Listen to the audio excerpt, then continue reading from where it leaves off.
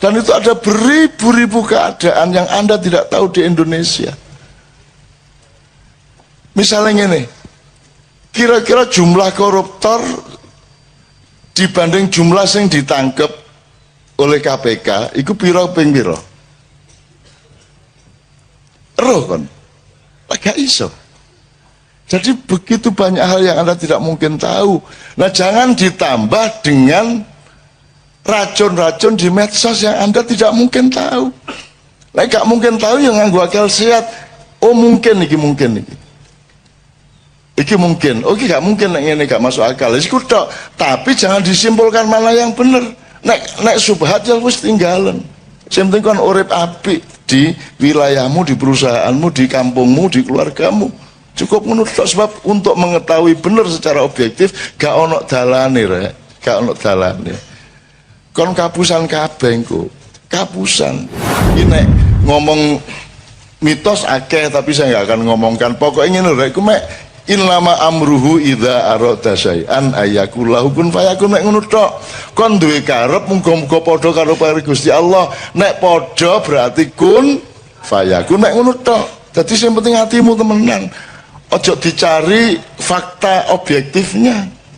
Wong kon nuntut model gak iso kok potret kok. Ya apa kayak dadi bukti material, gak iso nuntut dadi bukti material kan gitu, kecuali melalui saksi. Maka ketika pagi saya turun jam 4 pagi sampai di bawah, subuh kita di tempat mau coba syafaat dan aku ngumumkan kepada khalayak dan kita coba umumkan lewat media juga waktu bahwa mulai hari ini bismillahirrahmanirrahim Merapi tidak erupsi lagi. Kalau nggak salah tanggal 8 November 2010. Lu ngono iku malaikat Gusti Allah gak tega karo aku. Walah nunus kadung ngumumno. Wis gak watuk meneh, gak meledos meneh. Sakno nek meledos meneh kok Indonesian gitu kan. Akhirnya gak meledos temenan Mas. Mulai tanggal 8 iku wis aman bisa. Itu bukan karena saya mandi. Gusti Allah gak tega karo aku. Walah wis kadung ngomongno, kok nek gak kedaden kok lak isin arek iku. Ngono lho. Dadi kok nek kepengin bojomu duwe motor ndonga. Ya Allah, kula niki kepengin ngibur bojo kula, cek mosok sepeda okrek. Ya duwe motor elek-elek ngono kan. Terus Gusti Allah suatu hari gak tega, oh alasakno wis kadung janjane bojone. Kok gak duwe duit gak tuku motor dikei karo Gusti Allah ngono rek ya. Ngono ya carane ya. Carane ndonga ngono ya janjene bojomu dik pokoke tak tamasakno sampean dik. Tak jak umroh sampean. Ngono ya. Kepethuk ndek Mekah. Maksudnya umroh berangkat dhewe-dhewe kepethuk ndek Mekah. Gak ngejak iku jenenge rek. Oke, berikutnya. Iya, selanjutnya masalah overdosis dalam medsos.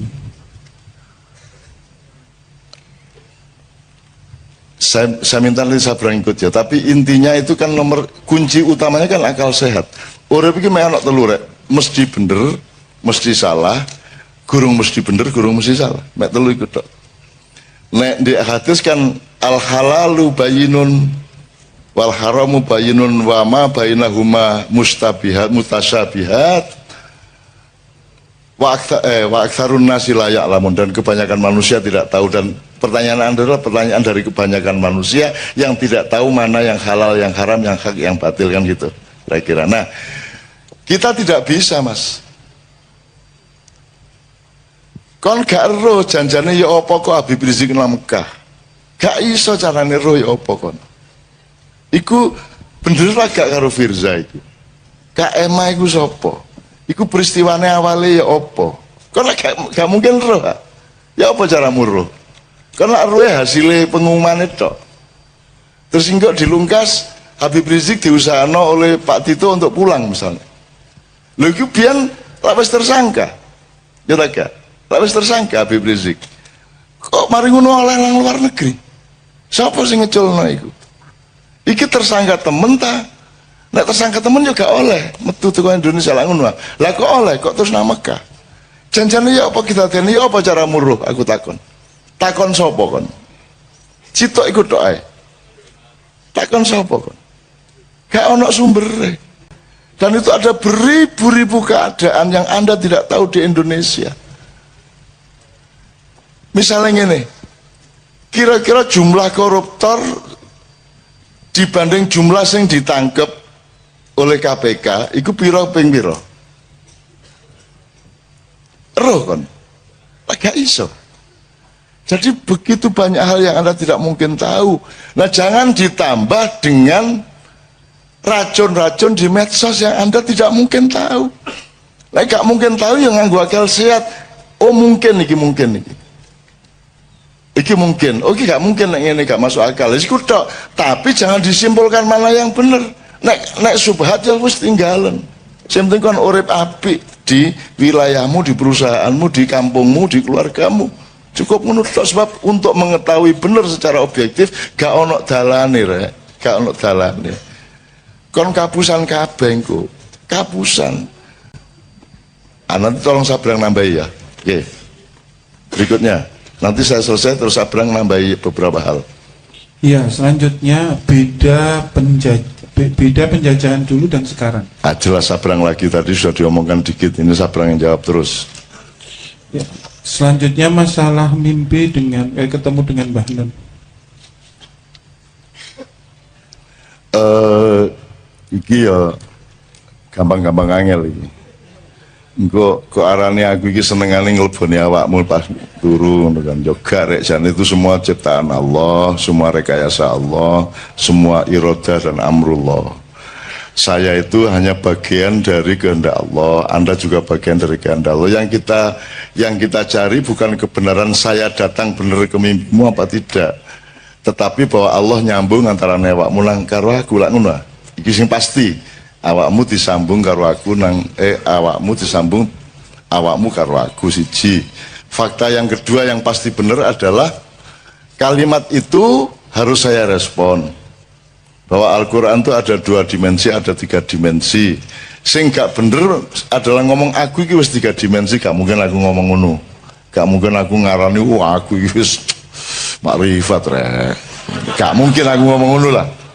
Aku tahun ketemu Nabi Khidir nganggo serban kayak Pangeran Diponegoro. Gak tahu, gak kira aku ngomong ngono iku. Aku paling bayangno Pangeran Diponegoro iku nek jajal nek helman ya apa. Jadi aku gak mungkin ngomong ngono, tapi ilmu yang saya omongkan di mimpi Anda itu dalam tanda petik bisa kita cari kebenarannya. Bahwa selama ini Al-Quran kita perlakukan secara akademis. Jadi misalnya ini, sing sopan ya opo nek ngomong tentang Allah Rasulullah, ternyata kesimpulannya adalah yang sopan menurut balai bahasa. Wahai manusia, siapakah engkau? Ngono sing sopan. Rek, ngono gak sopan. Lah ngono sih saiki. Arek-arek kabeh oleh tagak nerjemahan ngono iku secara lisan. Menungso kabeh ya apik ya.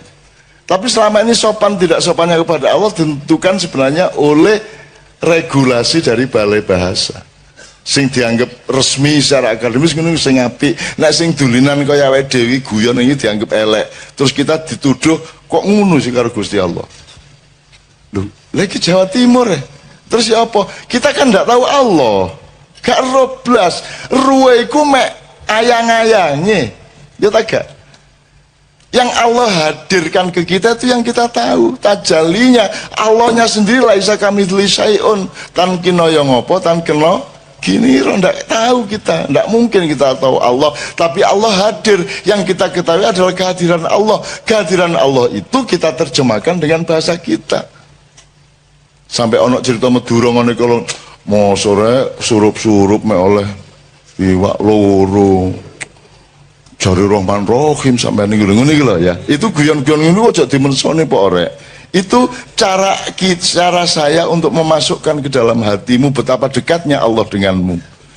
Jangan marah berdasarkan pilihan kata dan pilihan bahasa. Sebab kata itu bernilai pada tempatnya. Ada tempatnya, dia ditempatkan di tempat yang berbeda, dia menjadi bernilai berbeda. Ini lah kayak ya. Itu namanya konteks dan nuansa. Ini ya, ya. Nah sekarang Al-Quran 2 dimensi, 3 dimensi tadi itu menurut saya ya berarti kita cari yang multidimensional dari Al-Quran. 3 dimensi itu maksudnya Al-Quran sebagai teks, Al-Quran sebagai fakta alam, dan Al-Quran sebagai fakta manusia. Tapi telu iki janjane ya unda-undi, ngerti unda-undi. Alam ada di manusia, Quran ada di manusia, manusia juga ada di alam, manusia juga ada di Al-Quran, bisa diwolak-walik. Tapi yang penting fil afaqi wa fi anfusikum, rumusnya jadi 3. Ini ada ya. Ya pokoknya didolai hikmahnya aja diserem-seremno ya gitu ya. Aja diserem-seremno, biasa-biasa aja, wajar dan apa namanya? Akurat saja terhadap segala sesuatu. Berikutnya. Ya, selanjutnya masalah anjuran Rasul tentang memanah, renang dan berkuda. Nek prasaku waktu itu guru ngono latihan nembak, guru ngono bedil, guru ngono volleyball, ya guru ngono pingpong gitu. Sudah pasti 3 tadi, berkuda, memanah, dan berenang, itu pasti bisa kita cari filosofinya, pasti. Tapi belum tentu karena filosofi itulah Rasulullah menganjurkan renang, manah, dan naik kuda. Karena waktu itu yang disebut olahraga itu yang paling utama itu. Aerobik guru ngono, kung apa? Sing Cina-Cina itu. Ya yoga guru ngono sapi turut gitu ya. Jadi menurut saya itu gak kok terus sing sunah Rasul. Sunah Rasulnya adalah Anda melatih badan Anda supaya metabolisme yang bagus, supaya jiwa Anda sehat, yang ngono. Itu yang sunah Rasulnya, tidak pada bentuknya. Tapi nek awakmu latihan memanah dalam rangka cinta Rasul, yo apik. Yo apik, berkuda dalam rangka cinta Rasul, yo apik. Yo apik. Wong awakmu gawe celana congklang ini karena cinta kepada Rasulullah, yo apik kok. Asal gak usah nyalah-nyalah no liyane, ngono lho ya. Aja meneh kok arek-arek iki malah jingklangi nemen kulot teh. Saene arek-arek. Ya, kalah iku LDI. LDI lah mek saene. Arek-arek saene. Wis saene jek dibedah-bedah bisa. Iku sunah Rasul kuadrat iku jenenge. Sing luwes ya ndelok apa-apa ya. Saya tidak mengatakan ini harus kompromi, ndak. Bukan gampang juga tidak. Dilihat dulu alasannya. Gak apa-apa misalnya ono wong jenggoten mergo wong Kanjeng Nabi jenggoten mosok aku gak, ya gak apa-apa tapi to ya dalam rangka tresno dan itibak Rasul. Masalahnya adalah ojo adek nyalahno sing gak jenggoten. Dan nek ono wong jenggoten ya gak usah dielek-elek. Wong duwe pertimbangan dhewe-dhewe gitu kan. Gitu loh. Urip iku pokoke ombone gak karu-karuan, luas gak karuan, ojo nyacat-nyacat nemen-nemen gitu ya. Nek kon terus fanat, jenggot kudu jenggot, nek gak jenggot kabeh iku jengene ya. Lah wong Yahudi ya jenggoten kabeh ten. Ya rabi-rabi itu jenggoten kabeh. Jadi itu sangat relatif secara budaya. Jadi kembali ke niatmu apa? Niatmu apa? Misalnya awakmu lesu kok kayak waktu deh gini ya apik dalam rangka mengenang Kanjeng Nabi ya apik ae. Gak masalah. Gitu loh. Gak masalah, tergantung niatnya. Al-amal binniyah, ngono ya. Oke. Wis larut iki Mas Islami. Masih ada 2 sebetulnya. Ya. Jadi minta penjelasan singkat tentang air mata ma'iyah tadi dari Mas. Ya. Sing apa ya Mang ya? Personalitas, identitas. Oh, sabrang berarti. Identitas dan personalitas. Oke, berikut terakhir. Yang terakhir yaitu dari Mas Indra, baiknya saya itu nikah dulu atau membangun karakter? Oh, karier, membangun karier. Oh iya, karier. Jane ngene iki gak ono rumus rek. Awakmu sing iso ngukur awakmu dhewe, ya. Nek teori tentang seseorang bisa tidak berlaku untuk orang yang lain. Nek nganggo teori perusahaan ya sing apik ku siap sik kayak terapi. Tapi nek nganggo bismillah niat wis pokoke justru mergo aku rabi kok aku usahaku iso sukses sak ngono ah. Mergo aku bendina didorong karo ditagih karo bojoku. Nek aku gurung rabi usahaku ya mek setengah-setengah. Ah saiki apik endi sak karepmu. Jadi nek prasaku bareng karo karone. Yo karier iku yo apa sih rek? Apa karierku? Pokoknya kon kerja keras tekun, jangan menghardik waktu. Menghardik waktu artinya jangan keset. Jadikan kalau perlu 1 hari itu menjadi 1 minggu dalam hidupmu. Jadi kon berkali-kali ganti pagi.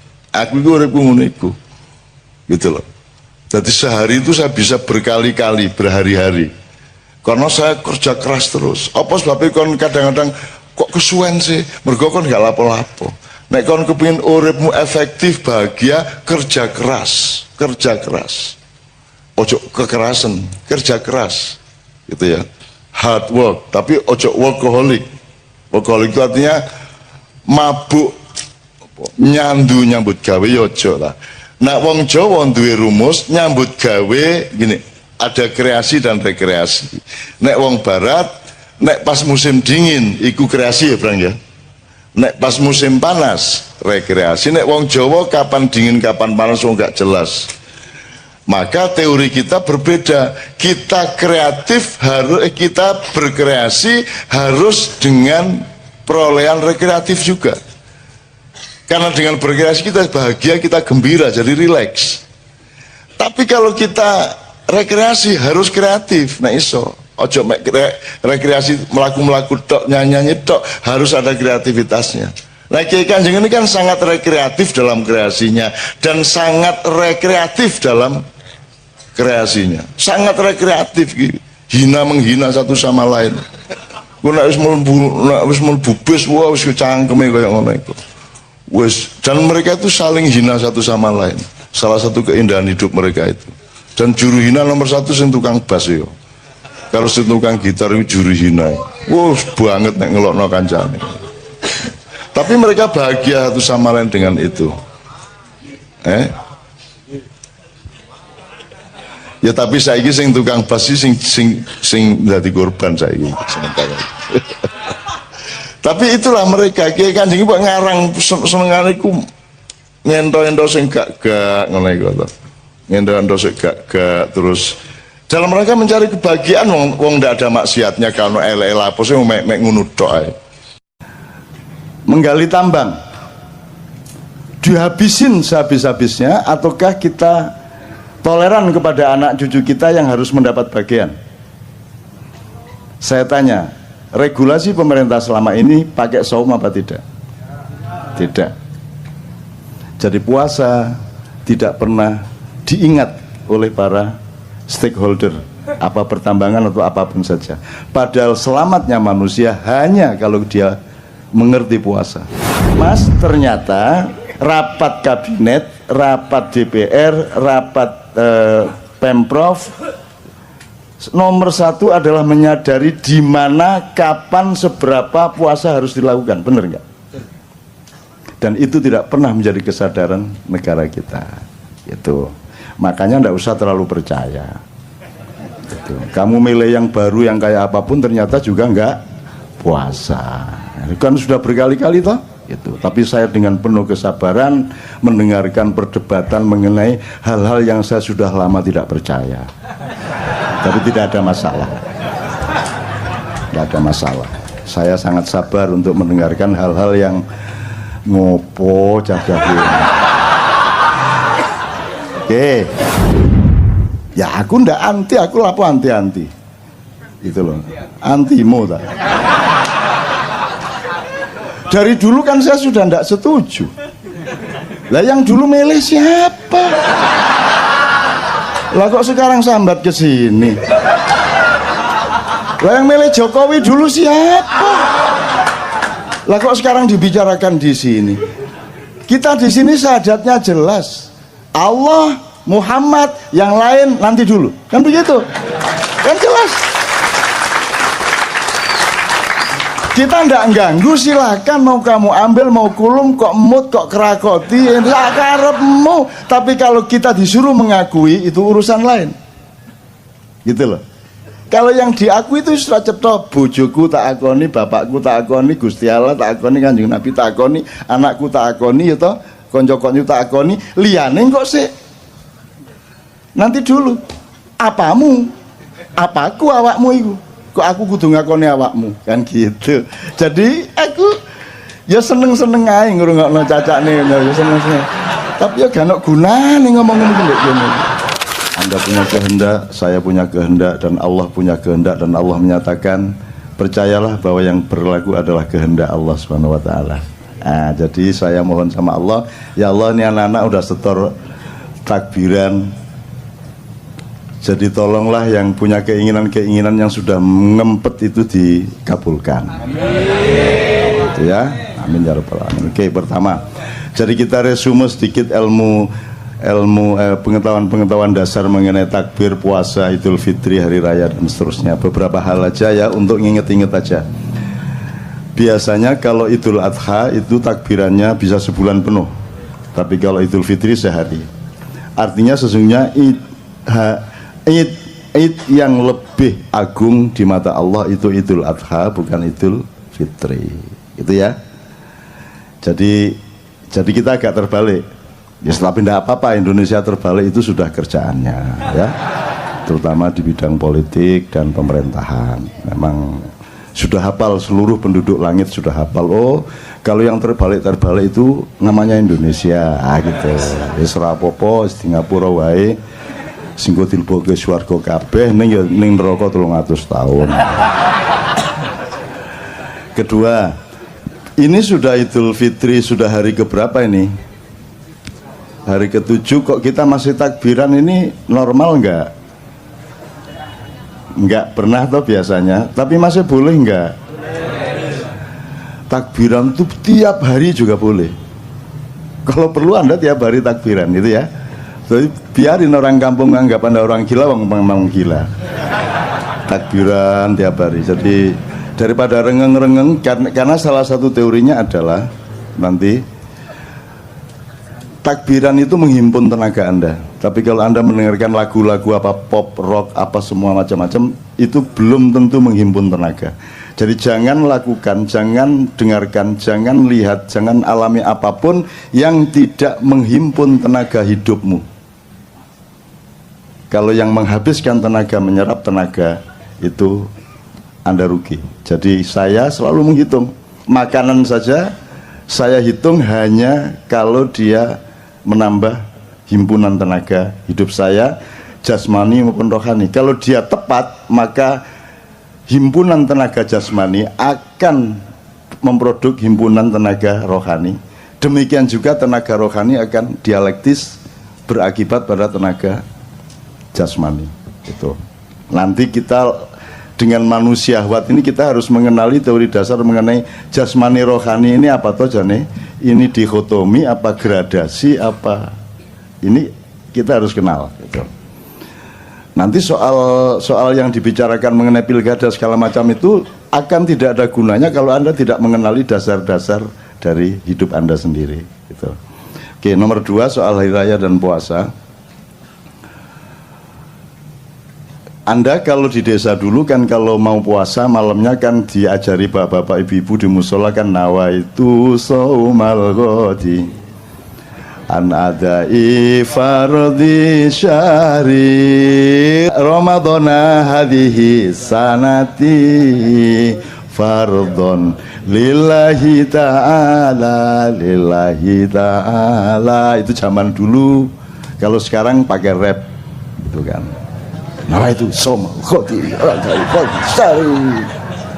itu kira-kira saya tidak tahu lah.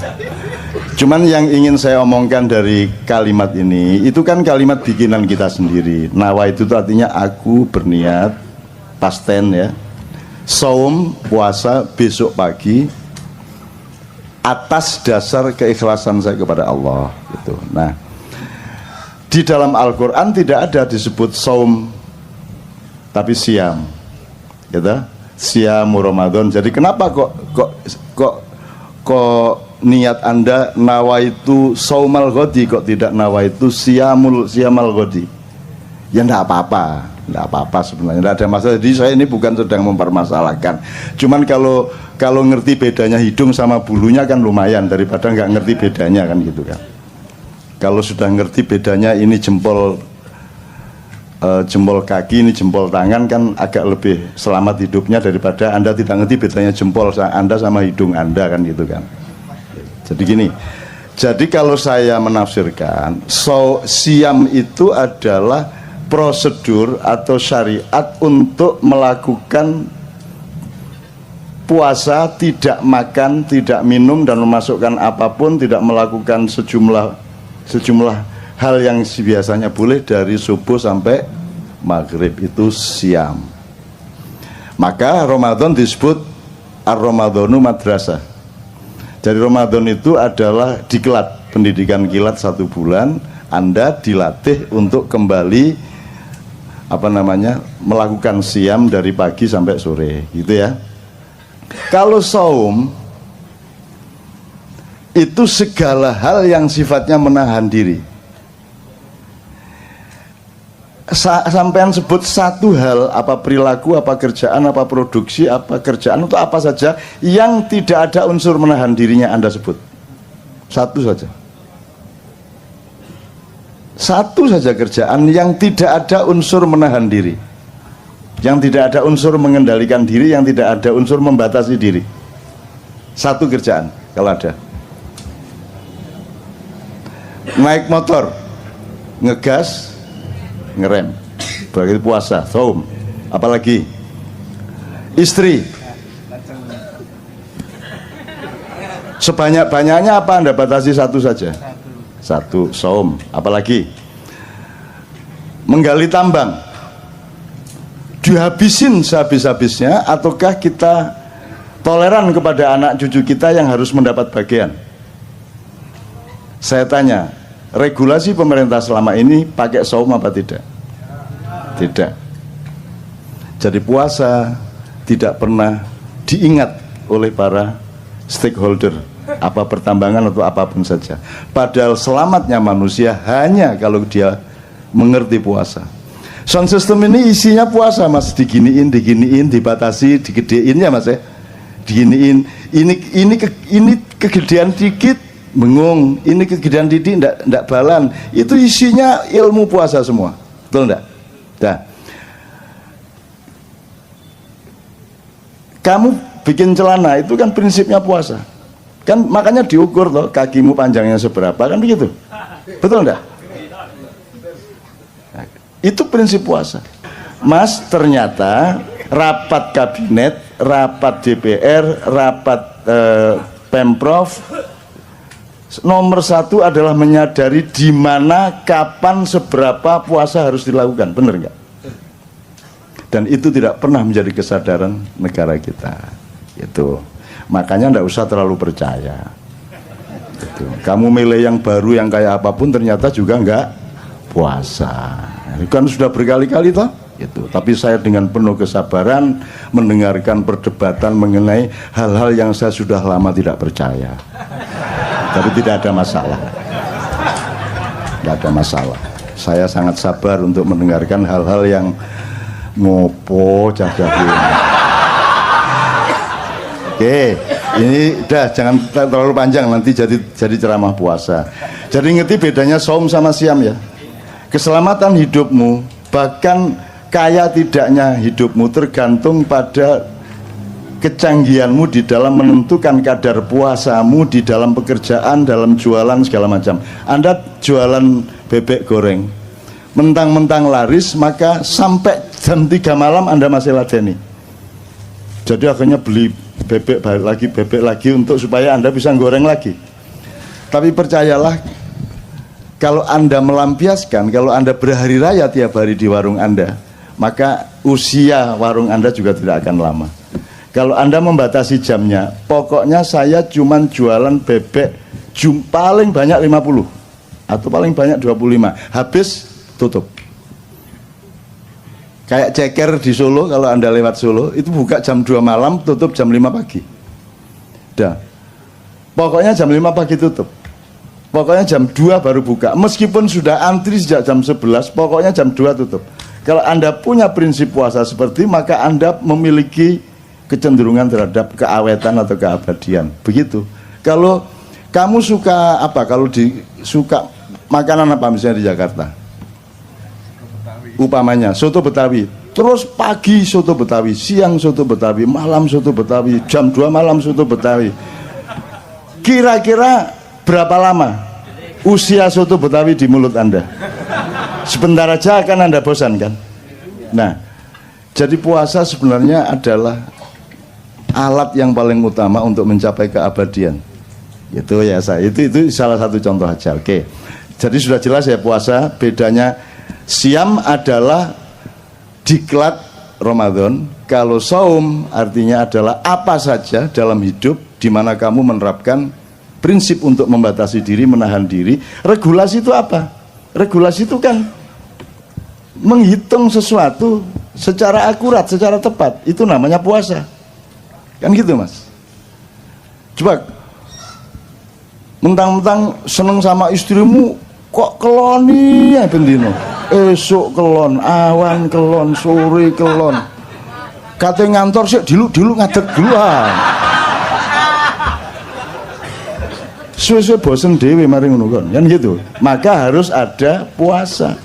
Maka Rasulullah mengatakan makanlah kalau lapar dan berhenti makan sebelum kenyang, maka kamu akan sehat dan lebih lama keawetanmu, gitu ya Rek ya. Terus imsak. Di sini kalau imsak tandanya apa di Jakarta? Pakai teriak imsak gitu. Oh pakai sirine. Sirine. Enggak dong, kalau sirine itu buka, oh bapak ibu-ibu gitu. Kalau di Jogja imsak gitu ya, dari masjid besar Jogja itu Pak Jundi namanya itu, lagunya gitu imsak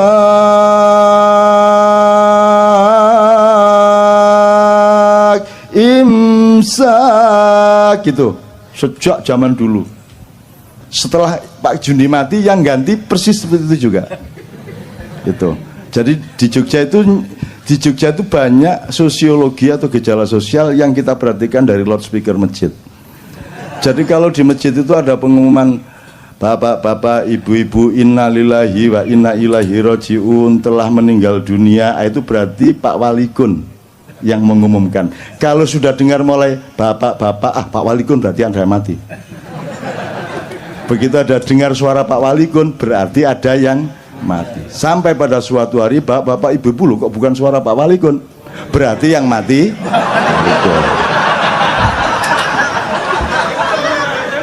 loh. Nyeneng no, hidup itu nyeneng. Dengerin gitu tuh aja sudah seneng kok.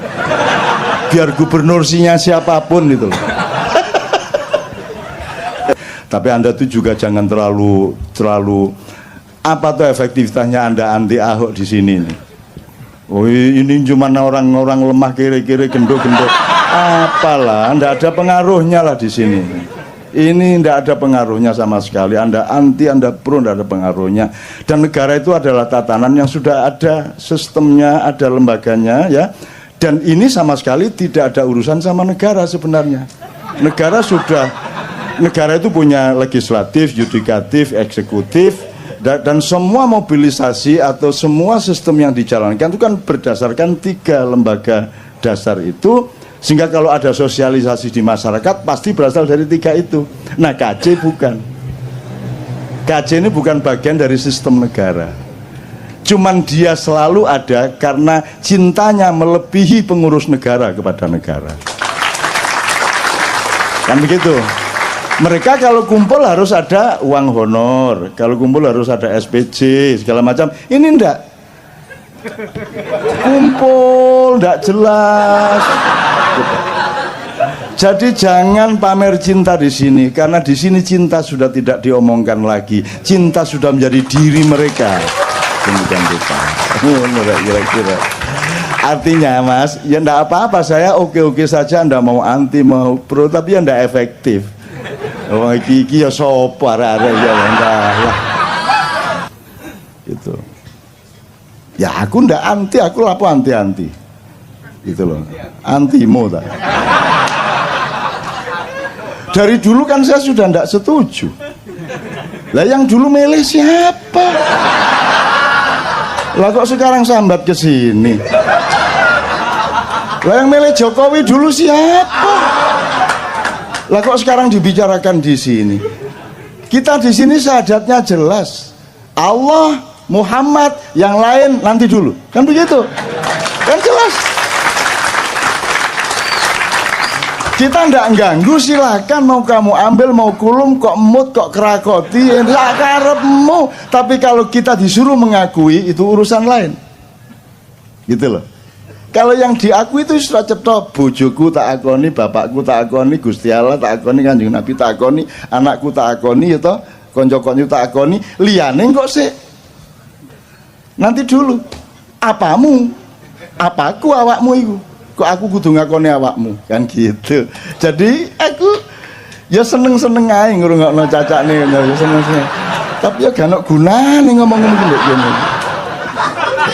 Tapi wes ya, tapi jadi ini yang namanya kenduri cinta loh. Kita ndak anti, kita cuma ngomong kok. Jadi ya, tak tambah dikit ya. Ini puasa belum selesai loh ya. Ini puasa belum. Artinya saya ngomong puasa belum selesai. Oke, kita belok ke sini sedikit, sekedar untuk referensi. Jadi iblis itu dulu kan gelisah. Loh, ini Adam, kata Allah kan diciptakan sebagai khalifah di bumi. Kan gitu. Ini ja'ilun fil ardi. Lah kok ditaruh di surga? Siapa ini? Siapa yang naruh di surga? Bener nggak? Kan di bumi. Kok di surga? Yang cemas malah iblis. Aneh loh. Jadi yang taat sama Allah sebenarnya siapa? Bingung tak gak kon ya. Nah akhirnya iblis berusaha bagaimana caranya melakukan subversi untuk masuk surga, berusaha supaya membawa Adam ke tempat yang seharusnya, kan begitu, sesuai dengan pilkada dan hasil-hasilnya, kan gitu. Nah ternyata begitu dia mau masuk surga ada naga sangat besar. Wah ini ngelawan naga agak lama juga ini. Akhirnya si iblis pakai ilmu sirep. Terus si ininya ngantuk naganya, terus menguap. Begitu naga menguap, iblis masuk mulutnya, bleng. Terus dia lari pagi di dalamnya, cukup, menunggu si naga nanti beol. Terus dia ikut tainya. Begitu keluar, ekor naga itu ada di dalam surga. Oh no, baru dengar. Oh, saya juga ngarang kok ya. Loh, tapi silakan bantah kalau bisa. Terus begitu masuk surga ternyata ada pasukan lain. Pasukannya itu burung-burung, terutama burung-burung merak. Tapi itu dah tidak saya ceritakan. Pokoknya intinya sampailah dia ke Adam. Emang Adam makhluk bodoh sehingga bisa dipengaruhi iblis? Kan Allah mengatakan inna khalaqnal insana fi. Adam lebih unggul apa lebih rendah dari iblis? Lebih unggul. Ahsani takwim, dia sebaik-baik ciptaan, masterpiece-nya Allah. Masa bisa dipengaruhi iblis? Terus digoda iblis? Ayo, ye. Nggak bisa. Upama saya aja nggak bisa kok digoda iblis. Cuman iblis ini pinter, dia pernah kuliah di IKJ. Jadi iblis menciptakan kostum persis seperti malaikat Jibril. Terus dia pakai, pokoknya penampilannya persis Jibril sehingga Adam, wahai Baginda, ada apa gerangan? Baginda menemui aku, gitu kan? Terus diterima oleh Adam karena yang datang menurut Adam itu Jibril. Terus si Jibril palsu ini tidak menjawab, dia cuman menyeret tangannya Adam untuk mendekati sebuah pohon. Nah, di situ kesalahannya, wala taqraba hadhihi syajarah, jangan dekati pohon itu, kata Allah. Maka karena dia mendekati pohon itu dihukumlah Allah sehingga kemudian Adam dipindah ke bumi, kan begitu. Terus disimpulkan oleh manusia di dunia, berarti di surga itu ada pohon yang tidak boleh didekati, itu disebut pohon terlarang gitu ya. Betul? Pernah dengar pohon terlarang? Saya bilang, kalau di surga ada larangan aku mau rono aku. Surga tidak ada larangan dong, tidak ada pohon terlarang. Pasti harus ada analisis yang lain, bukan pohon larangan. Loh, kalau di surga ada larangan namanya bumi. Ini jangan, itu iya, sengsu jangan. Ngerti sengsu? Oseng-oseng asu.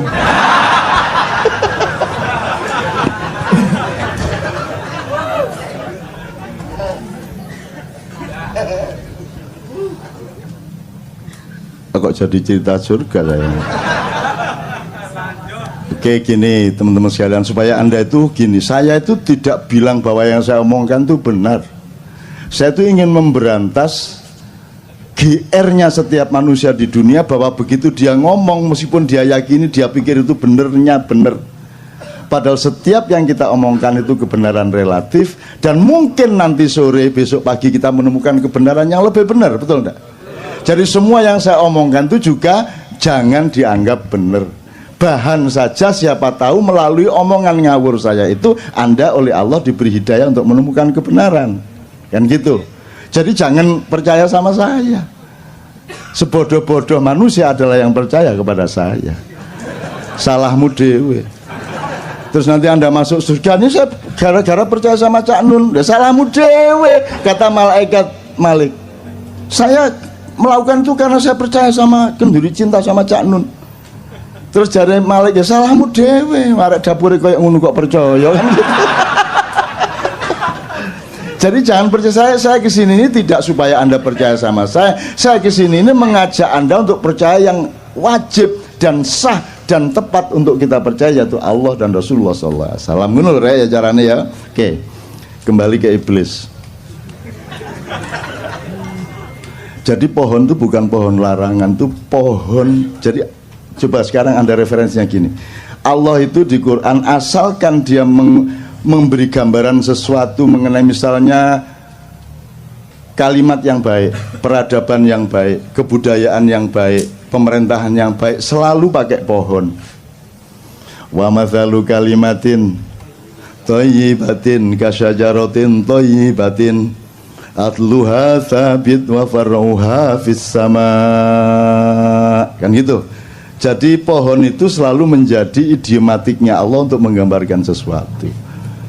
Jadi pohon yang didekati Adam itu karena Adam masih baru akan sekolah di dunia. Kamu jangan dekat-dekat kepada pohon yang kamu tidak akan paham. Itu S3-nya surga.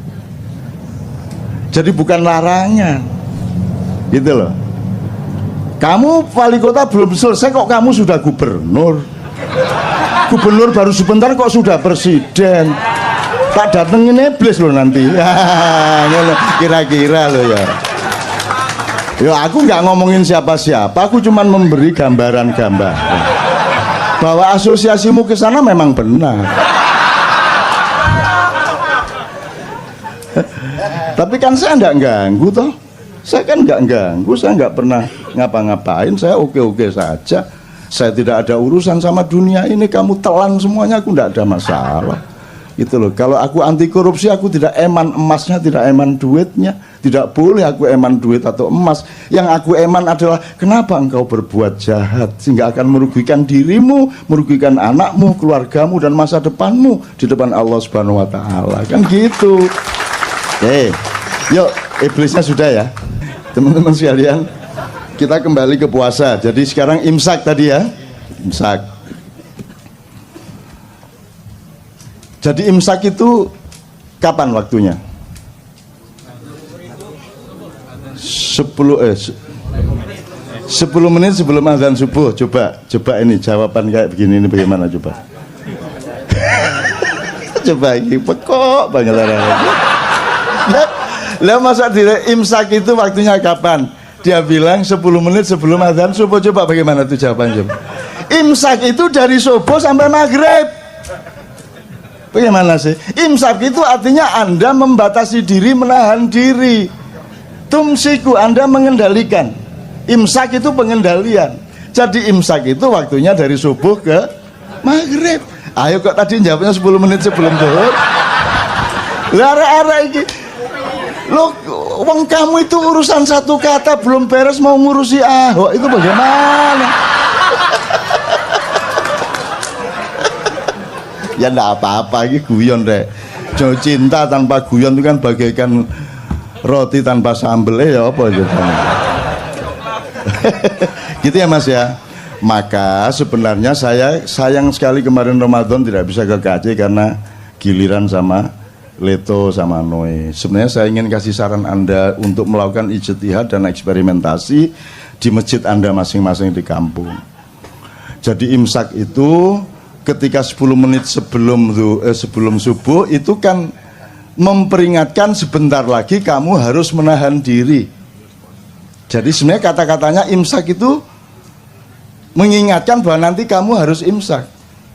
Bukan ini sudah imsak, bukan. Nah begitu Allahu Akbar, imsak dimulai. Kan gitu. Jam 7 imsak, 8 imsak, 9 imsak, siang imsak sampai jam 4 sampai baru nanti jam 6 kurang dikit baru imsaknya selesai. Jadi saya itu ingin menyarankan Anda mulai Ramadan depan itu sebanyak-banyaknya ucapkan imsak di masjid. Jadi Anda kalau mulai jam 11 mulai agak lapar, Anda ke masjid imsak. Dah. 3 kali gitu ya. Terus nanti jam 1 udah lapar-laparnya itu. Anda ke masjid lagi untuk supaya memberi semangat kepada orang yang berpuasa. Imsak itu saran-saran. Terus jam 3 itu juga sudah mulai wah buka masih lama gitu. Jadi lemes itu ucapkan lagi serentak. Imsak itu. Ya kira-kira orang sekampung keluar semua dibawain cangkul ndasmu dipakai. Padahal benar nggak yang Anda lakukan?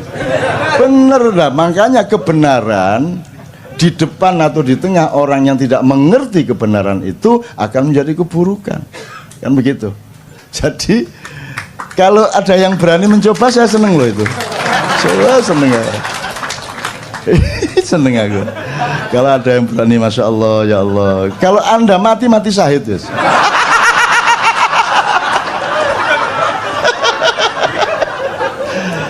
Oke, dah kita selesaikan soal hari raya dan puasa ya. Puasanya masih banyak. Saya banyak nulis tentang puasa akhir-akhir ini juga. Saya juga punya buku yang kemarin sangat diandalkan di toko buku itu, dan Tuhan pun berpuasa. Terus Lailatul Qadar, dikit aja ya. Ada yang kemarin dapat Lailatul Qadar? Menurut Anda Lailatul Qadar itu apa, Mas? Lailatul Qadar apa Lailatul Qadar itu kira-kira? Coba Fami. Lailatul Qadar piye? Coba Mi. Kalau di Al-Quran Lailatul Qadar itu malam turunnya Al-Quran ya. Terus kok orang pada nunggu Lailatul Qadar? Mungkin karena mereka mendapat informasinya lebih mulia dari 1000 bulan. Nah iya. Terus mereka kan bayangin dapat Lailatul Qadar itu kan dapat rezeki banyak, dapat uang 5 gebok, dapat lotre, ditelepon suruh jadi menteri, gitu kan? Lailatul Qadar gitu kan? Tidak ada yang namanya Lailatul Qadar diturunkan dari langit. Yang ada Quran diturunkan, dan ketika Quran diturunkan maka malam itu menjadi Lailatul Qadar. Jadi Lailatul Qadar itu tempatnya, wadahnya, momentumnya, bukan barang yang turun dari langit. Yang turun dari langit adalah Al-Quran. Lah kok kamu menunggu Lailatul Qadar, wong Quran sudah turun dari dulu kok. Kan itu ya apa karepmu? Kok nunggu ini malam ganjil loh, ini Lailatul Qadar. Lah Qur'annya udah turun dari dulu kok. Kok kamu tunggu-tunggu? Iki sebenarnya bagaimana pengertiannya ini? Sudah dari dulu Quran turun kok. Kamu belum lahir Quran wis jangkep kok. Kok kamu tunggu-tunggu Lailatul Qadar? Ayo piye pengertiannya? Ayo coba, Mi. Kira-kira gampang kok, kalau di Ma'iyah gampang jawabnya. Ma'iyah kok. Begitu Al-Quran, entah satu biji ayat, entah satu biji pemaknaan, hikmah atau apapun, kamu pakai dalam hidupmu, berarti dia turun di dalam jiwamu, maka itulah Lailatul Qadar. Kan begitu? Tidak penting siang atau malam. Emang siang dan malam itu bedanya apa? Kalau tidak percaya, tanya sama yang buta.